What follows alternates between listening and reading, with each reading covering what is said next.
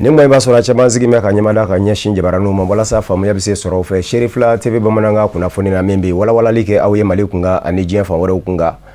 ama fo yengoni apmasele ka dawtlo ka fo silama de meto ansar bulu fara membe mali jamana kono ADN mali uka laje balale nuduna kabeni dimanche novembre kalo tle muka ani sabanye ACV silama de meto ansaru ka bo mali marabulu bela jelela u yera kene kan laje bitalige fe minga oye to yere shigi sharia u kase ku do berelo ka beni kumalo koyi minu nana kene kan u bela jele yuka niso dia jira anga nyine kala u Kadija Traoré no homngone olu kume Sherifla TV jabarani tola anga nyama ka soro lemfe Jamiatul Amsaruddin olukani conférence nationale extraordinaire insimfe femiye ton gafe yelema dona a sharia sion konnana o seratike fe kuma galamani tenguni ko bureau national maula oluye nyafoli ke anye ni waliye lanyini anana fauka we anga mogo subanti chuya donc kuma na woro kan ko fe anye on ni section ne tumbe barake no e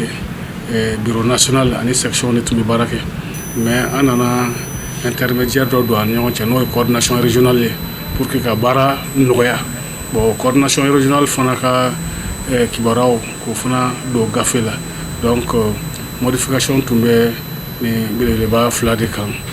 ala sona afana bekra ben kelina konana anafa bele ba e muye doron abena ni ben sabatilie fembe no kabon ko sebe ton kono o e ben ni kelina de parce que ni ben tiro la doro nyatati bo fem se kana ni ben fem se kana ni nyogo mena fem se kana nyogo kanu am le sisi o de kan bo andale mala abodi la nati bona o nati dron o ye hera be siray ni ben kelyan nyogo kanu be dron hera bonda be daile la na onda ye je kule mu nya sinembe dina ko dema dina demanima na fasoro sirate donc ambe dina ko de la bon akilaw ni dina bi se ka taa ɲɔgɔn fɛ cogo min na ni y'o ta dɔrɔn ka bɛn ni karamɔgɔ ka laɲiniw ye ka ca la fɔɲɔgɔnya tɛna bɛn ni kelenya bɛn na délégué mun ye ni conférence in sharia olu kɔni u ka nimisi wasaw jira ka da kan olu bolo sharia sen kura min doni filɛ bala n'o ye yelema don tɔn gafe la a bɛna nɔgɔya don baara taabolow la vraiment an bɛ ala fo ka ala barika da ka an karamɔgɔ fo ani an ka national mɔgɔw n'an ka international mɔgɔw vraiment yi hakilina min tani vraiment abena mo ajara ni abe bilibili bo an ga baraw la abena ni lafiya baye an ga baraw la vraiment an yi so jiya de soro ni barayna vraiment an bu fu ku tanu jama bonyara bon ni jama bonyara donc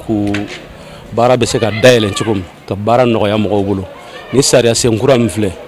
ni kera mirinamba de kono bon kera hakili nyana kera kodo nyana ni bena mo lafiya kusebe o kele yoro suryana mo chaman de la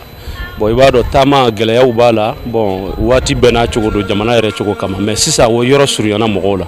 ni mina ke bara dayeleli kurade ni mina fanga wore de bara ma ni alaga jen sote dine la ko fe mogo yi an kontana kosebe yan sindo ala a jara anyi kosebe muso ben so jara bara en ke cogo la an kontana wa ambi duko ke bara ala ka ta fanga di ala ka nya ambulu ambado abenya fene parce que bara en d'abord ala di kama abenya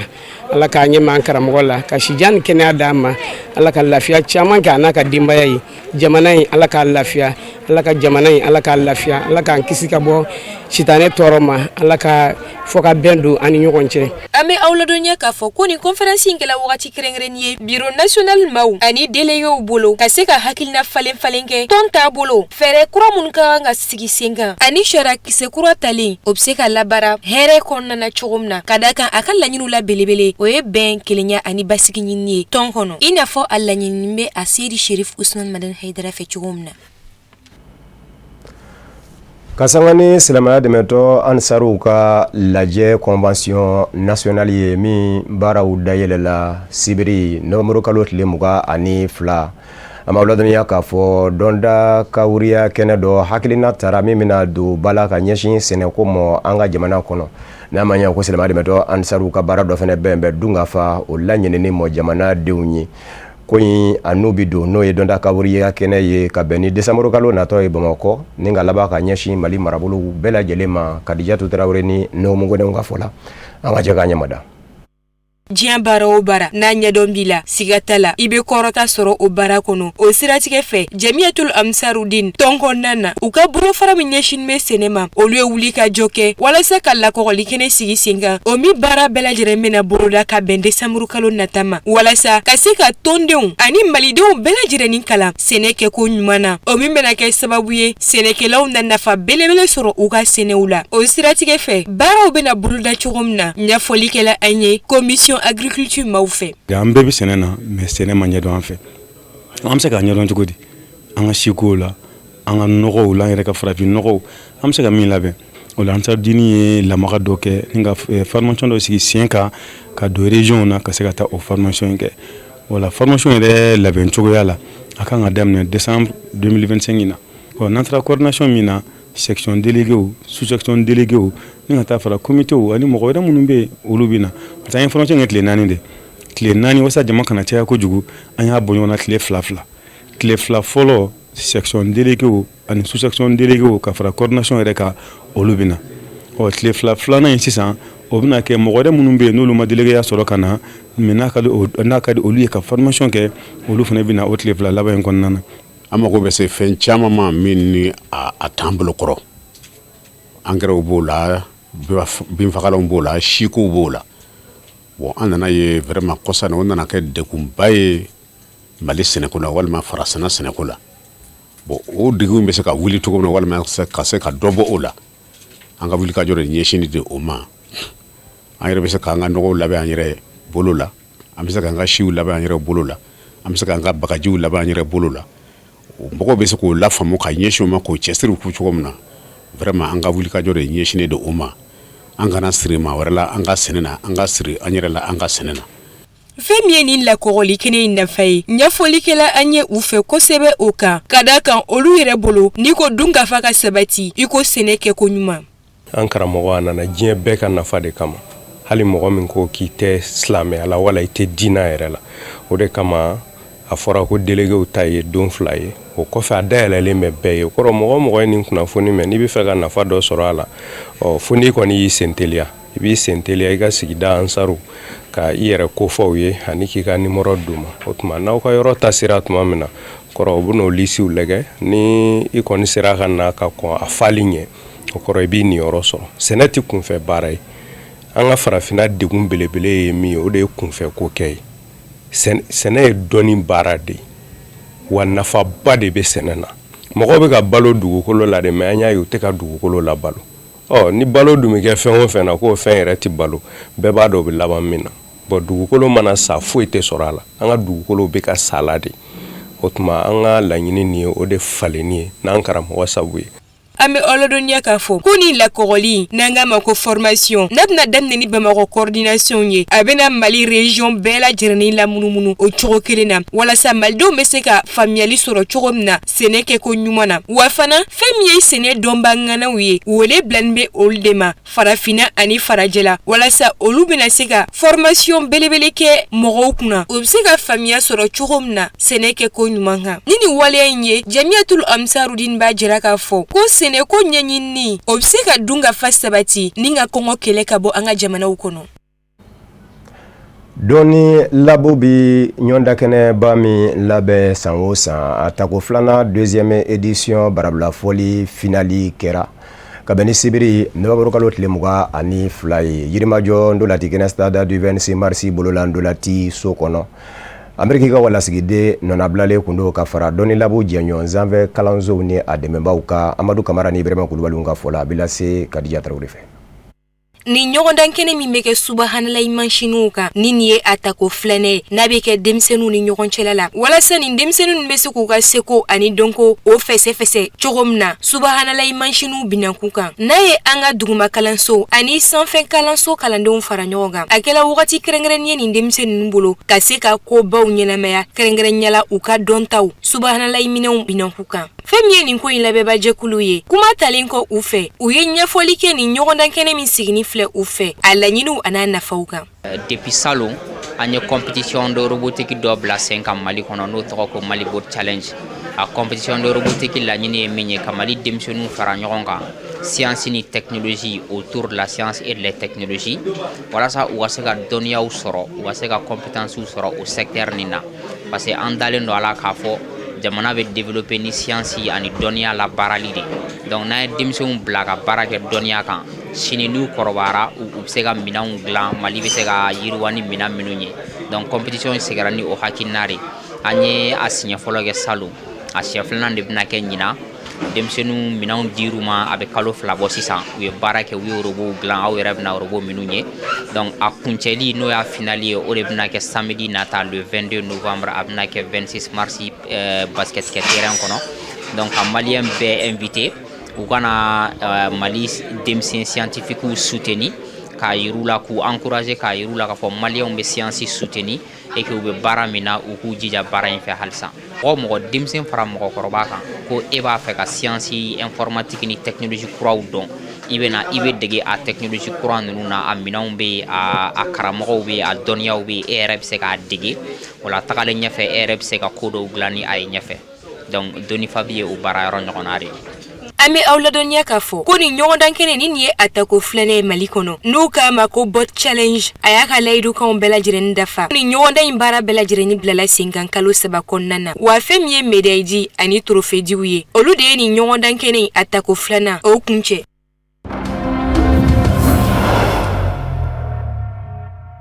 Faransi jamana ɲɛma Emmanuel Macron ye a jira diɲɛ jamana ba muganw ka jɛkulu ka lajɛ senfɛ G20 Johannesburg Afrique du Sud dugu bala ko Faransi jamana jɛndɔ tɛ ni a ye diɲɛ jamana ba 8 ka jɛkulu min bɛ yen n'a bilama 7 ye ka sabu kɛ u kɛmɛ ka Eresila jamana senbɔrɔ ko Eresila jamana tɛna fara diɲɛ jamana ba 8 ka jɛkulu ka kɛ G8 ye a bɛ to G7 ya la. Emmanuel Macron y'a jira kunnafonidilaw la k'a fɔ bi ko n'u taabolo yɛrɛ kama jɛn tɛ se ka kɛ ni Eresila jamana seginni ye diɲɛ jamana ba 8 ka jɛkulu kɔnɔ. Ko n'a ma ɲɛ kɛ kɔ fɔ jamana 7 tɔw ka jɛ n'a ye de ko nka jamana 7 tɔw olu sɔn ni u kana sɔn ale tɛ se k'o diyagoya u ka nka Faransi jamana ta fa kɔni ye min ye o jɛ dɔ tɛ ni Eresila jamana segili ye jɛkulu kɔnɔ ko don nataw la ni Faransi jamana ye jamana ba 8 ka jɛkulu ɲɛmaaya munumunu da sɔrɔ bawo a bɛ munumunu jamana 7 jɛ Faransi jamana kan ka dɔnze min da a kɔnɔ a n'o kɛ. An b'aw ladɔnniya k'a fɔ Amérique jamana kunnafonidiso Wall Street Journal kun ye a jira kɔsa in na k'a fɔ Eresila jamana a bɛ sɔn ka segin jamana ba 8 ka jɛkulu kɔnɔ G8 ɲangiw minnu fɛnɛ ɲɛsin bɛ a mɔ k'olu ɲangiw wuli ka bɔ a kan ni Eresila jamana kɛra sɔnfɛn ye Amérique jamana ɲɛma Donald Trump ka mankan ba ni fɛɛrɛ dajiralen mo ka mankan ba ani Ukraine jamana cɛ. Dimitri Peskov ani o ye Eresila jamana ɲɛma Vladimir Putin ka babu sentigi ye. Ale y'a jira kunnafonidilaw la Eresila faaba la Moscou k'a fɔ Amérique jamana ɲɛma Donald Trump ka kɛlɛba fɛɛrɛ dajiralen n'a jɔse ye 28 ɲɔgɔn na ye ko Eresila jamana ɲɛmaw ma bisimila fɔlɔ ka bɔ Amérique jamana yɔrɔ o kuma a kɔnɔ ko bɛɛ ma si dɔ u fɛ fɔlɔ. Minisiriso min bɛ Eresila n'o ɲɛsin bɛ Eresila ni jamana wɛrɛ ni ɲɔgɔn cɛ koɲɛ ɲɛnabɔw ma o babu sentigi muso Maria Zakharova y'a jira k'a fɔ ni Eresila jamana ɲɛmaw kɛra Amérique jamana ɲɛma Donald Trump a ka kɛlɛba fɛɛrɛ dajiralen a bisimila fɛn ye kuma min Eresila jamana ɲɛmaw kan ka min kɛ u n'o da bɛɛ lajɛlen fɛnɛ tulo kan.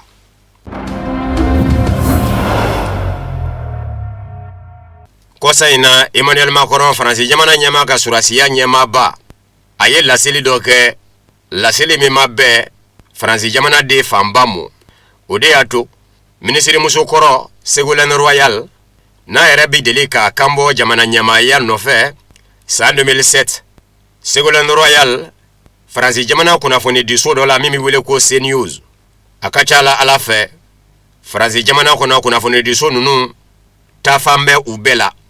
ni LCI ni TF1 ni a tɔw olu bɛ Faransi fanga fa fɛ CNews ale jateminɛ bɛ ka kɛ fanga sinamatɔn jabaraninso ye kɛrɛnkɛrɛnnen ɲɛna politiki bina k'u ka minnu tɛ dunankɔrɔ n'u bɛ wele ko Rassemblement National wale kelen extrême droite CNews kunnafonidiso a bɛ ka taa olu de ye. Ségolène Royal nin jabaraninso la a y'i ɲɛsin Faransi jamana ɲɛma Emmanuel Macron ma a ko Faransi jamana ɲɛma Emmanuel Macron ka surasiya ɲɛmaaba Faransi jamana meru bela jele farale nyonga u ka lajɛba senfɛ n'o ye congrès ye. A ye laseli min kɛ n'a digi bɛ Faransi jamana den caman na bi a ka dɔn k'a fɔ jɛn tɛ kɛ n'a ye. Faransi surasiya ɲɛmaaba ko meru ka lajɛba kɛnɛ kan k'a sera Faransi jamanadenw ka jɛn n'a ye u denw ka fa. Kɛlɛla kɛlɛ min bɛ sen na Ukraine ni Russie la cɛ.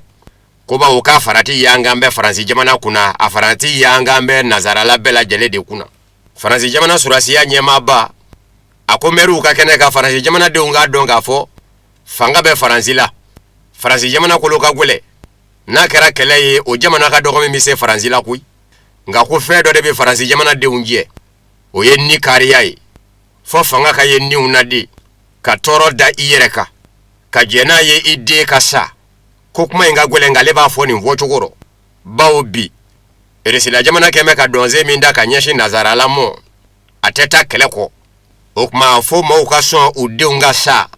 denw ka jɛ ni saya ye. Ségolène Royal CNews kunnafoni diso la a ko Emmanuel Macron jamana ɲɛmaa ka dɔn k'a fɔ Faransi jamana a bɛ diɲɛ seleke naani tɔnba Nations Unies ɲɛmaayaso kɔnɔ Conseil de sécurité ka sanga n'o ye a kan ka kɛ bɛn ni basigi ye o sinzinba de ye a man ka kɛ kɛlɛ kolokoloba ye ko nka bi Faransi jamana jɔn bɛ jɔyɔrɔ min na a bɛ ka kɛlɛ de kolokolo k'o ye soroba ɲami daminɛtɔ ye ko nka ale bɛ se k'a faamu cogoya dɔ la kɛ n'o y'a sɔrɔ kɛlɛ min bɛ jamana ɲɛmaa da Emmanuel Macron Faransi o bɛ se ka jamanakuntigi sigi kalata min kan ka kɛ san 2027 maa wɛrɛ ka na a nɔ na jamana ɲɛmaaya la bawo a ka mandat law dafara k'o kalata bɔ a mɔ ko fɔ n'a laɲini kɛra o ye dɛ bawo n'a fɔra ko Faransi jamana bɛ kɛlɛ la kalata ko kuma tɛna ye bilen. Ko ni Emmanuel Macron jamana ɲɛmaa bɛ ka sugo o de la ko hakilintanya don ko a ka kan a ka bɔ ka ɲɛfɔli kɛ Faransi jamanadenw ye. Ségolène Royal ma da o mɔ a ko bi Faransi jamana kɔnɔ wolo bɛ ka dɔgɔya bɛɛ sɔn b'o mɔ a dun sidɔn bɛ k'a fɔ sini ɲɛsigi bi sɔrɔ fɛn min na o ye wolo ye ko nin n'a ɲɔgɔnna kuma ma natu ka cari Faransi jamana kɔnɔ minnu bɛ denmisɛnniya nɔ bi k'a fɔ olu bɛ n'u denw bange k'u bila ka taa faali yɔrɔ lɔ ko hakili bɛ se ka doncogo sɔrɔ o la cogo di. Emmanuel Macron a ka fanga kɔnɔ surasiya ɲɛmaaba a da bɛ deli ka s'a mɔ yanni nin cɛ ko Faransi jamanadenw k'u sigi n'a ye a mɛnnen b'a san 4 wale 1 san 3 kɛlɛ in bɛ kɛ ɲɛjugu ɲɛɲuman Faransi jamana ni Russie la cɛ o don fɛnɛ kuma bɛɛ Faransi jamanadenw mɔ nin sen yan n'an bɛ bɔ mɛruw ka lajɛba kɛnɛ kan ko Faransi jamanadenw ko fɔ u ka diɲɛ ni u denw zaya ye a m'aw ladɔnniya k'a fɔ a bɛ kuma jan bɔ nazarala jamana ɲɛmaaw ni Faransi jamana b'a ɲɛkun na u bɛ k'a lajɛ ɲɛjugu ɲɛɲuman ko fɔ u ka Faransi jamanadenw labɛn k'u dusukun lami ka bɛn ni kɛlɛ kɛli ye kuma o kuma n'u bɔra ka laseliw kɛ a laseli bɛ ɲɛsin Russie jamana de mɔ k'a fɔ Russie jamana kɛmɛ farati ye nazarala bɛɛ lajɛlen mɔ o kumana u k'u labɛn. Jamana min kun y'o jigi sɛmɛnjiri ye n'o jɔn kun bɛ n'u ka lakana ye Amérique jamana n'a ka kɛlɛbolo OTAN jamana ɲɛmaa minnu bɛ fɔ ɲɔgɔn kɔ Amérique jamana kunna a dɔw tɛ don nazarala jamanaw ɲɛmaaw hakilina dafɛ Russie ko in nɔ o kɔrɔmasuru dɔ ye bi Amérique jamana ɲɛmaa Donald Trump ye o kumana a k'a ka u yɛrɛ k'u jɔ u kolo la nka Faransi jamana den de dɛsɛn bɛ ka hakili don yɔrɔ sɔrɔ Faransi jamana ɲɛmaaw ka kuma fɔlen la bawo olu b'a ye k'a fɔ u ni Ukraine jamana cɛ ka ja kɛlɛ min bɛ sen nɔ Ukraine jamana tɛ nazarala tɔnba Union Européenne jamana ye ko ɲɔgɔn dɛmɛ na sira fɛ ko bin kɛra an dɔ k'an bɛ taa dɛmɛ o tɛmɛnen kɔ mugujugu mara jamana fɛ o bɛ jamana kisi kɛlɛ dɔ mɔ mugujugu mara yɛrɛ kun y'o ye u k'a ma ko arme de dissuasion o dɔ dun bɛ Faransi jamana bolo mun de kelen kama jamana ɲɛmaa b'i kanu ɲɛjugu ɲɛɲuman ko Faransi jamana de ka taa sɔn sali mɔ Ukraine Faransi jamana denw dɛsɛ bɛ k'o faamu.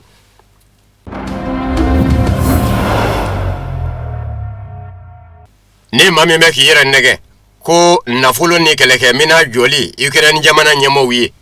ani ɲangi bonyani Russie jamana kan k'o dina kɛ sababu ye Ukraine jamana ka sebaaya ta Russie jamana kan k'i bɛ k'i yɛrɛ nɛgɛ nin ye Amérique jamana ɲɛmaa Donald Trump ka jamana ɲɛmaa danga JD Vance ka kumaw ye a ko f'a ka sidɔn k'a fɔ bi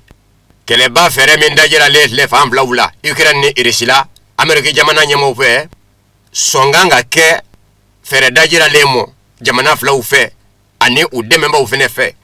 a bɛ kɛ sababu ye ka maaw kisi a abike sababu ye ka niw kishi November kalo tile muga temene Amerika jamana nyama Donald Trump ka chide do bismillah Ukraine mbaba la Kiev Amerika surasiya ministry kumemino no ye Daniel Driscoll usira Volodymyr Zelensky mo Ukraine jamana nyama ka Donald Trump ka mangamba fere dajira alla kuna foni diso le Financial Times ajira kafo Donald Trump ka kele ba fere andluma bita mugani jegina ni ya kono kuma kala abe jago ya Ukraine jamana nyama Volodymyr Zelensky ka aka jeni fenja manye Reuters kuna foni diso fene ajira kafo Donald Trump ke me ka jago ya Ukraine jamana nyama Volodymyr Zelensky ka aka chuku beke kason kele ba fere dajira leino yani November kalo tile muga ani wolum blache na mason mina mino meka di amo kele ino mina bitiga Amerika jamana fe wakuna foni umino metoka di Ukraine jamana kele cha umo Amerika jamana fe ukuna foni ubitige lajado sembe jeselege nani tomba Nations Unies nyama ya suni risila jamana nyama Vladimir Putin nje Vladimir Putin ye ajira kafo Amerika jamana nyama Donald Trump ka kele ba fere dajira le na sigimen luma mugani zeginga abisika nani manga bani ye uni Ukraine nje konga halibi kele ba fere dajira le uma sorofolo ka kono kuma beshido konga tebala alela kumiyato amase ulumo edisila kumanga bala ma wore fene node kungelende do Ukraine jamana nyema usonde nyanguma Amerika jamana nyema Donald Trump bulu ubanedo ode ato amase umo edisila folo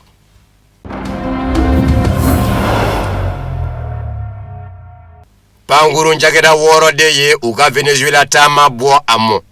kasabuke Amerika jamana surasiya be munyuku manyakala Venezuela yamba fe faratidu panguru ka wililimo kata Venezuela yamba ye panguru njageda woro nunu sibiri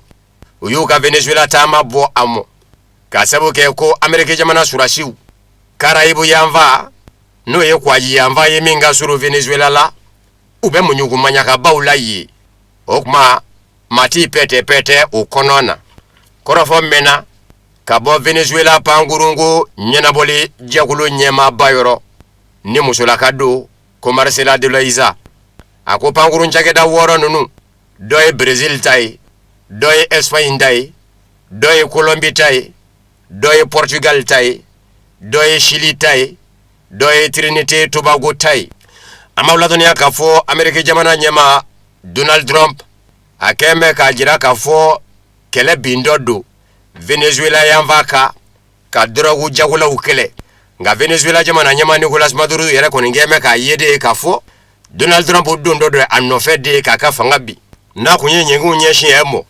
akamanda folola ninze yabafe ka kafanga yere de bi Venezuela ninga fanga kura sigi jangabi se ka fre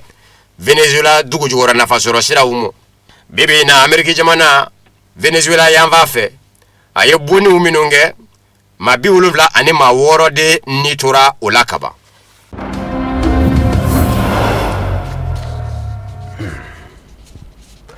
Ode fena bidazigi babana kuna foni na mi mvarala nyonga kalase ya umo kuna foni disio nyema ya sofa ya kabeni ni kumanyi ka ufuka wole nyuma no maliko na ani maliko ka akambe je kuma wole na lakaje